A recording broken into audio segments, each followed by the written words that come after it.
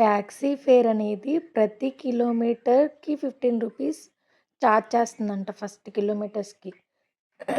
Next ఆ తర్వాత నుంచి ప్రతి కిలోమీటర్‌కి 8 రూపీస్ చార్జ్ చేస్తుందంట అడిషనల్‌గా. So, taxi fair for first కిలోమీటర్‌కి 15 చార్జ్ చేస్తారు. Next taxi fair for 2 kilometres. ఒక్కొక్క కిలోమీటర్ పెరిగినప్పుడల్లా 8 కిలోమీటర్ ఎక్స్ట్రా చార్జ్ చేస్తారు. So, 15 + 8 23. Taxi fair for 3 kilometres. ఇంకొక కిలోమీటర్ పెరిగింది కాబట్టి ఇంకొక 8 యాడ్ చేస్తాం. 31 వస్తుంది. టాక్సీ ఫేర్ ఫర్ 4 కిలోమీటర్స్ ఇంకొక 8 యాడ్ అవుతుంది.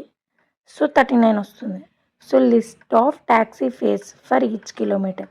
ప్రతి కిలోమీటర్‌కి టాక్సీ ఫేర్ కలెక్ట్ చేసే ఛార్జెస్ ఎంతంటే 15, 23, 31, 39.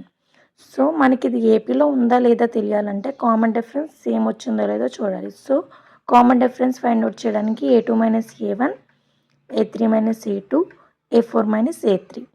A2 - A1 చేయాలంటే A2 అంటే ఇక్కడ సెకండ్ టర్మ్. సో, ఇది ఫస్ట్ టర్మ్ రైట్ A1. ఇది సెకండ్, ఇది థర్డ్, ఇది fourth. So, A1, A2, A3, A4.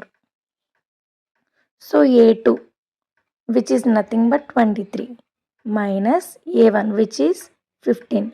23 minus 15 we get 8. A3 minus A2. A3 31. A2 23. 31 minus 23 we get 8. A4 minus A3. A4 which is 39. A3 which is 31. A4 minus A3.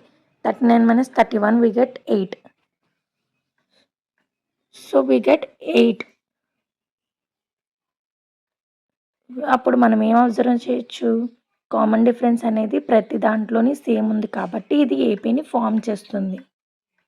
And for the clarity it is A1, A2, A3, A4.